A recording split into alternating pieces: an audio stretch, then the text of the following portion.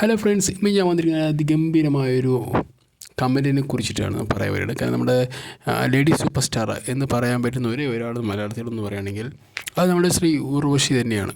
എനിക്കത് ഏറ്റവും കൂടുതൽ പറയാൻ പറ്റും, കാരണം ആത്മവിശ്വാസത്തോടെ പറയാൻ പറ്റും. കാരണം ഏത് ക്യാരക്ടറും എന്തും ചെയ്യാൻ പറ്റുന്ന ഒരേ ഒരു ആക്ട് ഇപ്പോഴും ലേഡി സൂപ്പർ സ്റ്റാർ എന്ന് പറയുന്നത് ഇപ്പോൾ എന്നെ സംബന്ധിച്ചിടത്തോളം ഞാൻ പറയുകയാണെങ്കിൽ ഊർവശി തന്നെയാണ്. അപ്പോൾ ഊർവശിയുടെ ഒരു കമൻറ്റ് ഉണ്ടായിരുന്നു ഈ അടുത്ത ഒരു ഇൻ്റർവ്യൂവിൽ ഉണ്ടായപ്പോൾ. വളരെയധികം വ്യത്യസ്തമായൊരു ഇൻ്റർവ്യൂ ആയിരുന്നു. ഈ രഞ്ജിനി ഹരിദാസൊക്കെ ആയിട്ടുള്ളൊരു ഇൻ്റർവ്യൂ ആയിരുന്നു.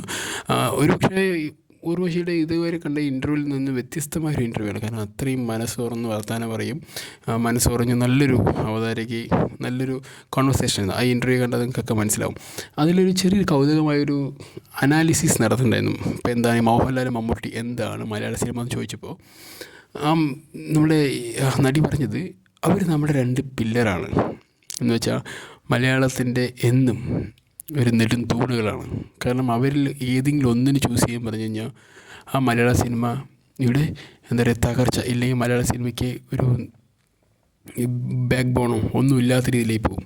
കാരണം ഈ രണ്ട് തൂണുകളാണ്. ഇപ്പോൾ ഒരു എക്സാമ്പിൾ അവർ പറയുന്നുണ്ട്, ഒരു വീട് പറയുമ്പോൾ രണ്ട് തൂണെങ്കിൽ മാക്സിമം മിനിമം വേണമല്ലോ. രണ്ട് തൂണുകളില്ലെങ്കിൽ ആ വീട് പോലും നിൽക്കില്ല എന്ന രീതിയിൽ പറയുന്ന ഒരു രീതിയിലാണ് വരുന്നത്. അപ്പോൾ അത്രയും നല്ല കൗതുകമായിരുന്നൊരു അനാലിസിസാണ് നടത്തിയത്.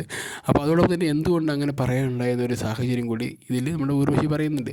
ഇപ്പോൾ മോഹൻലാലാണെങ്കിൽ അങ്ങനെ നമുക്ക് പെട്ടെന്ന് കൊണ്ട് ഒരു താഴെ തട്ടിലുള്ള ക്യാരക്ടറോ ഇല്ലെങ്കിൽ വലിയ ക്യാരക്ടറും ചെയ്ത് അയാളെ ഫലിപ്പിക്കാൻ പറ്റും. പക്ഷേ ഏറ്റവും താഴെ തട്ടിലുള്ള ഒരു ക്യാരക്ടർ പിച്ചക്കാരനായിട്ടോ ഇല്ലെങ്കിൽ വേറെ ഏതെങ്കിലും ഒരു കുഞ്ഞു റോൾ ചെയ്യാൻ പറഞ്ഞാൽ അദ്ദേഹത്തിനെ കൊണ്ട് പറ്റില്ല. കാരണം അദ്ദേഹത്തിൻ്റെ ശാരീരിക ഭാഷ അല്ലെങ്കിൽ ശരീരത്തിൻ്റെ പ്രകൃതമെന്നും അദ്ദേഹം ചെയ്താൽ തന്നെ അത് കാണുന്ന ആളുകൾക്ക് അക്സെപ്റ്റ് ചെയ്യാനുള്ളൊരു ബുദ്ധിമുട്ട് എപ്പോഴും ഉണ്ടായിരിക്കും. പക്ഷേ അതേ മറിച്ച് നമ്മുടെ മമ്മൂട്ടി ഇപ്പോൾ പിച്ചക്കാരനായിട്ട് അഭിനയിക്കുകയാണെങ്കിലും ഇല്ലെങ്കിൽ ഒരു വലിയൊരു രാജാവായിട്ട് അഭിനയിക്കുകയാണെങ്കിലും അദ്ദേഹത്തിന് ഈസി ആയിട്ട് ആ ഒരു മൊമെൻറ്റിലേക്ക് മാറാൻ പറ്റും. കാരണം അദ്ദേഹത്തിൻ്റെ ശാരീരിക ഭാഷ അദ്ദേഹത്തിന് വേണ്ട വിധം കൈകാര്യം ചെയ്യാനും ഏത് രീതിയിലേക്ക് മാറ്റാനുള്ളൊരു കഴിവ് അദ്ദേഹത്തിന് ഉണ്ട് തരും എന്നാണ് നമ്മുടെ ഊർവശി പറയുന്നത്. അതോടൊപ്പം തന്നെ ഏത് ഭാഷയും വളരെ വ്യക്തമായി പഠിച്ച് മനസ്സിലാക്കി എന്താണോ മുന്നിലുള്ള ഡയറക്ടർ ചോദിക്കുന്നത് അത് അതുപോലെ അവർക്ക് എക്സ്പെക്റ്റ് ചെയ്ത രീതിയിലേക്ക് കൊണ്ടുവരാൻ മമ്മൂട്ടിയോളം വലിയൊരു കഴിവുള്ളൊരു നടൻ ഇവിടെ മലയാളത്തിൽ ഇല്ലെന്നാണ് പറയുന്നത്. പക്ഷേ എന്ന് വെച്ചിട്ട് മോഹൻലാൽ മോശക്കാരനല്ല, മോഹൻലാലും ചെയ്യും നല്ല രീതിയിൽ. വേറെ അദ്ദേഹത്തിൻ്റെ അതിനുള്ള നല്ല വീക്ക്നെസ് ആയിട്ടുള്ള കുറേ ക്യാരക്ടേഴ്സ് ഉണ്ടല്ലോ, അതിൽ അദ്ദേഹം നല്ല ചെയ്യും. അതിലൊരു ഒരു തരത്തിലുള്ള വ്യത്യാസങ്ങളില്ല. പക്ഷേ ചില കാര്യങ്ങളിൽ രണ്ടുപേരും അങ്ങോട്ടും ഇങ്ങോട്ടും ഒരു മേൽക്കോയ്മ ഉണ്ട് എന്ന് പറയുന്നുണ്ട്. അപ്പോൾ അതൊക്കെ തന്നെയാണ് ഏറ്റവും കൗതുകമായൊരു അനാലിസിസ് പറയുന്നത്. ഞാൻ ഏറ്റവും ഇതുവരെ കണ്ടിട്ടുള്ള ഒരു കമ്പാരിസൺ നോക്കുകയാണെങ്കിൽ ഈ ഒരു കമ്പാരിസൺ വളരെ വ്യക്തമായിട്ടുള്ള കമ്പാരിസൺ തന്നെയാണ്. കാരണം മോഹൻലാൽ മമ്മൂട്ടി എന്ന് പറയുന്നതിന് ആളുകൾ പറയും ഇല്ല മോഹൻലാലാണ് ഏറ്റവും ബെസ്റ്റ്, ഇല്ല മമ്മൂട്ടിയാണ് ബെസ്റ്റ്, അങ്ങനെയുള്ള ഒരു വർത്തമാനമല്ല ഇവിടെ സംഭവിച്ചത്. രണ്ടുപേരുടെയും ന്യൂനതകൾ എന്താണെന്നും അവർക്ക് എന്തൊക്കെ ചെയ്യാൻ പറ്റുന്നു വളരെ വ്യക്തമായി പറയാൻ പറ്റുന്ന ഒരു നടി ഇപ്പോൾ ഈ കേരളത്തിലുണ്ടെങ്കിൽ അത് ഊർവശിയാണ്. കാരണം ഊർവശിയാണ് ഇവർ രണ്ടുപേരും കൂടെ ഏറ്റവും കൂടുതൽ അഭിനയിച്ചിരിക്കുന്നതും അത് മലയാള സിനിമയുടെ തുടക്കം മുതലുള്ള ഒരു നടിയും കൂടി ആയതുകൊണ്ട് തന്നെ ഇവർക്ക് ഈസി ആയിട്ട് മനസ്സിലാക്കാൻ പറ്റും ഓരോരുത്തരുടെയും പ്രശ്നങ്ങൾ എന്താണ്, ഈ പ്രശ്നങ്ങളിൽ അവർ ഏറ്റവും കൂടുതലായിട്ടുള്ള കഴിവ് ഏത് ഭാഗത്താണ് ഇവരെ കാണിച്ചിരിക്കുന്നത്. അങ്ങനെയുള്ള എല്ലാ അനാലിസിസ് ഈസിയായിട്ട് മനസ്സിലാക്കാൻ പറ്റുന്ന ഒരു നടിയും കൂടിയാണ്.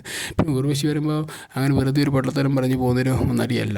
എല്ലാത്തിനെ കുറിച്ച് വ്യക്തമായ ധാരണയോടുകൂടി വ്യക്തമായ വീക്ഷണത്തോടുകൂടി നല്ലൊരു കമൻറ്റ് പറയാനുള്ള കഴിവ് ഇന്നും ആ ഒരു നടിക്കുണ്ട്. ആ ഒരു മെച്യൂരിറ്റി വേറെ നടികളൊന്നും നമുക്ക് കാണാൻ പറ്റില്ല. എന്തായാലും ഒരു അടിപൊളി കമൻറ്റ് തന്നെയാണ് പറഞ്ഞിരിക്കുന്നത്. കാരണം ഇതിനുകൊണ്ട് ഒരേ ഒരു സമയം ഭിക്ഷക്കാരൻ രാജാവ് ആകാനും പറ്റും മമ്മൂട്ടിക്ക് കഴിയുമെന്ന് പറയുമ്പോൾ മോഹൻലാലിനെ പറ്റില്ലെന്ന് പറയുന്നത് സത്യം തന്നെയാണ്. മോഹൻലാലിൻ്റെ ശരീരം കൊണ്ട് പറ്റില്ല. കാരണം നമുക്കത് അംഗീകരിക്കാൻ പറ്റില്ല. ചില ക്യാരക്ടറൊന്നും അദ്ദേഹത്തിന് ഇപ്പോൾ എക്സാമ്പിൾ എന്ന് പറയുകയാണെങ്കിൽ തന്നെ ഇപ്പോൾ ദൃശ്യം എടുക്കുക വെച്ചുള്ളൂ. ദൃശ്യം മുന്തിരിവള്ളികൾ എന്ന സിനിമയും ഒരേ ഫ്രെയിം തന്നെ, ഒരേ കഥ തന്നെയാണ്. പക്ഷെ രണ്ടുപേരും എങ്ങനെ പോയാലും ആ ഒരു ഫ്രെയിം നമ്മുടെ മോഹൻലാലിൻ്റെ ദൃശ്യത്തിൽ കണ്ട പല അപ്പിയറൻസ് നമുക്ക് ദൃശ്യം മുന്തിരിവള്ളികൾ ആ തളർക്കുന്നില്ല സിനിമയിൽ അതിന് കാണാൻ പറ്റുമായിരുന്നു.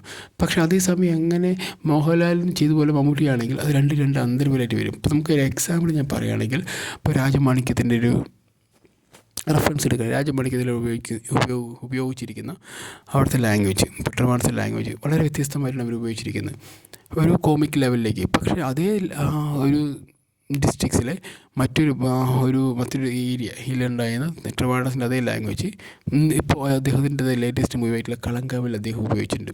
അതും വളരെ വ്യക്തമായിട്ട് ആ ഒരു പ്രത്യേകതരം പ്രാദേശിക ഭാഷ എങ്ങനെ കൈകാര്യം ചെയ്യണോ അതുപോലെ ചെയ്തിട്ടുണ്ട്.